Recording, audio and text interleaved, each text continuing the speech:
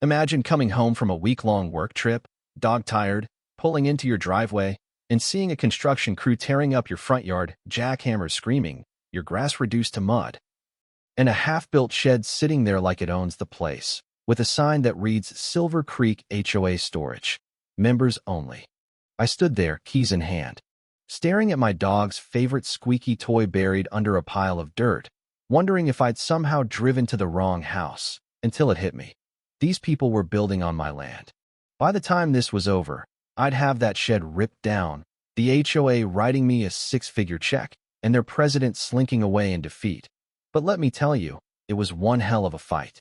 My name's Tom Harper, and I've lived on a tidy 2-acre lot in Willow Grove, Montana, for the past 6 years, a quiet corner of the world where the air smells like pine and the neighbors mostly mind their own business. My place isn't fancy. Just a single-story ranch house with a big lawn I keep mowed, a couple of flower beds my late mom planted, and a view of the mountains that makes every sunrise worth waking up for.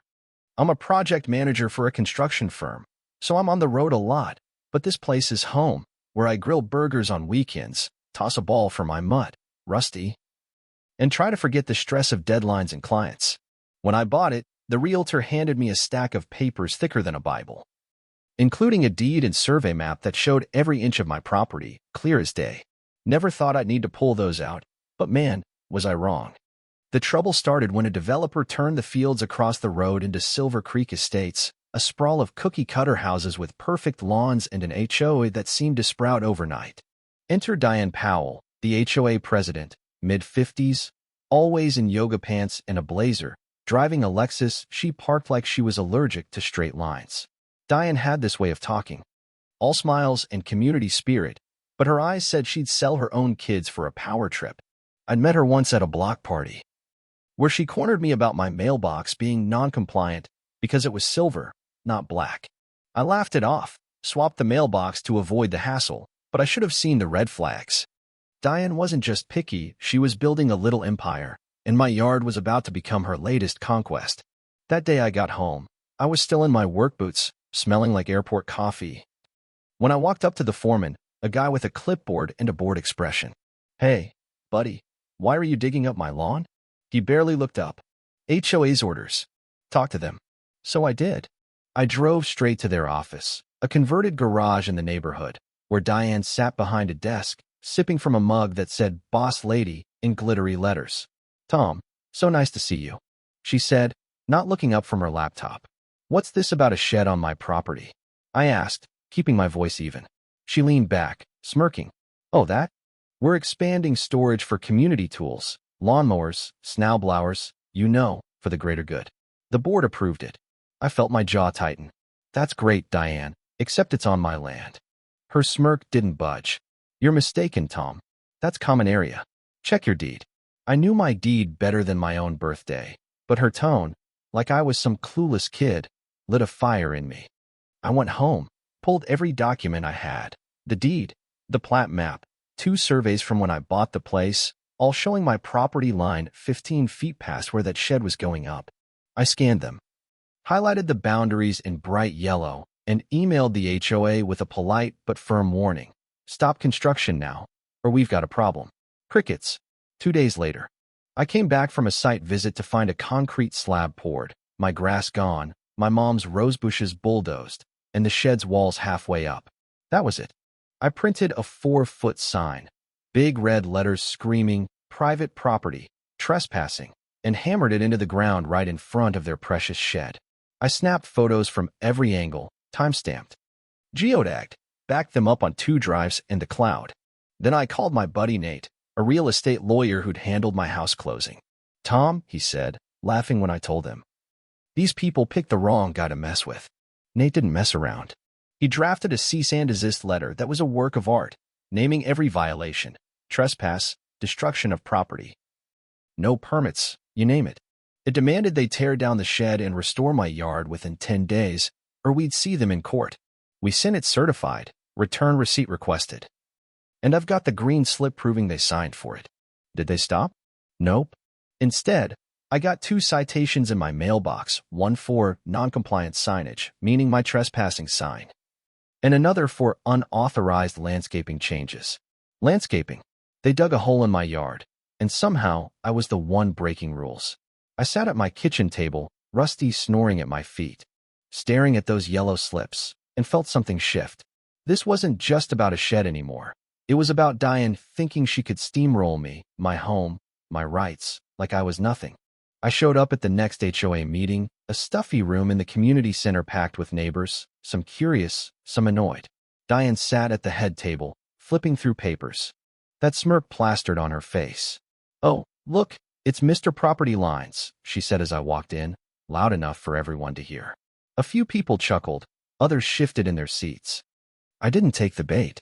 I handed out copies of my deed, surveys, and photos to every board member, laying it out like I was briefing a client. "Your shed's 15 feet onto my land. I've warned you. Emailed you. Sent a legal letter. You're choosing to ignore me." Diane rolled her eyes. "Tom, this is for the community. You should be thrilled your yard's serving a purpose." I leaned forward, voice low but sharp. "My yard's not your playground, Diane. Fix this, or I will." The room went quiet. A guy in the back, Ed, a retired mechanic, clapped once, slow and deliberate. "That ain't right," he muttered. The treasurer, a nervous woman named Lisa, started fidgeting with her pen. But Diane? She just waved me off, like I was a fly buzzing her picnic. That meeting lit a spark. I wasn't just fighting for my lawn. I was fighting for the principle that no one, not even a self-crowned HOA queen, gets to take what's yours. Nate filed for a temporary injunction the next day, tacking on charges of retaliation for those bogus citations. To tighten the screws, I paid a licensed surveyor to come out and restake my property line, bright orange ribbons flapping in the wind, screaming, "This is mine." Then, like a gift from the universe, a county building inspector showed up, tipped off by who knows who. He walked the site, clipboard in hand, and shook his head. "No permits. None. This is a big no-no." I offered him coffee, half joking, and he grinned. "Keep your paperwork handy, Tom.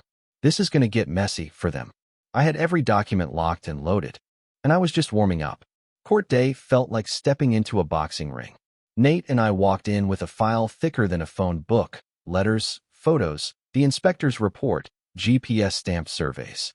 Diane strutted in, sunglasses perched on her head, her lawyer looking like he'd rather be anywhere else. The judge, a no-nonsense guy with a voice like gravel, cut straight to it. "Who owns this land?" Nate laid out our case. My deed, the plat map, the surveyor's testimony confirming the shed was 15 feet over my line, no easement, no shared rights, nada. Diane's lawyer stammered about a common area misunderstanding and historical use, whatever that meant. The judge wasn't having it. "Did you pull a permit?" Silence. "Did you verify ownership before you started building?" More silence. The judge's gavel came down like a thunderclap. The HOA trespassed on private property. No permits, retaliatory fines, and ignoring a cease and desist shows willful negligence. The shed comes down, the property's restored, and the plaintiff gets damages, court costs, and legal fees. Diane's sunglasses slipped, her mouth hanging open like she'd been slapped. "How much?" she hissed to her lawyer. He just shook his head. I walked out of that courtroom feeling 10 feet tall, but the real win was what came next.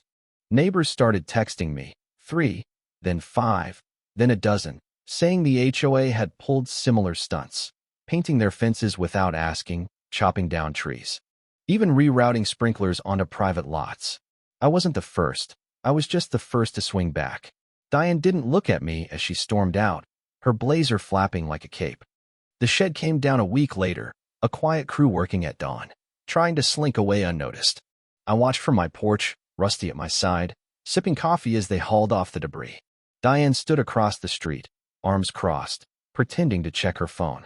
My yard was redone, new sod, new flower beds, exactly as it was. And I made damn sure they didn't plant a single extra shrub without my okay. The HOA's check cleared for $112,000. Damages, legal fees, restoration, and a nice chunk for my trouble. Diane quit the next week, her resignation email a masterpiece of passive-aggressive whining. Due to unforeseen personal commitments, I must step down from this cherished role. Yeah, right. The new president was Ed, the guy who'd clapped in the meeting, a retired judge who didn't take crap. Those fake fines vanished from my record, and my non-compliant sign? Never mentioned again. Neighbors started coming by. One dropped off a peach cobbler. Another asked for advice on fighting a shady dues hike. The HOA was waking up, realizing homeowners aren't doormats. I didn't stop there. I installed motion cameras around my lot, added new survey stakes, and had a small brass plaque made. This land is legally and forever Harper's. A couple of ex-board members sent a gift basket, fruit I tossed, but the bourbon I kept. Diane's still around, but she's a ghost now, walks her dog at dusk, head down, sunglasses glued to her face. No more community spirit lectures. I sit on my porch most evenings, rusty chasing fireflies, my yard untouched, my home mine in every sense of the word. All it took was a line in the dirt. A good lawyer, and the guts to say not today. Looking back, I wonder if I could have handled it quieter, maybe talked it out before going nuclear. But Diane didn't want talk. She wanted control. And she bet on me folding. Bad bet. So, what do you think? Was I right to bury the HOA in court? Or should I have tried playing nice? Drop a comment. Tell me your own HOA nightmares. Or just say where you're watching from. Hit that like button, share this with anyone who's ever had their property messed with, and subscribe for more stories of folks standing their ground. Sometimes, the only way to protect what's yours is to fight like hell, and I'm glad I did.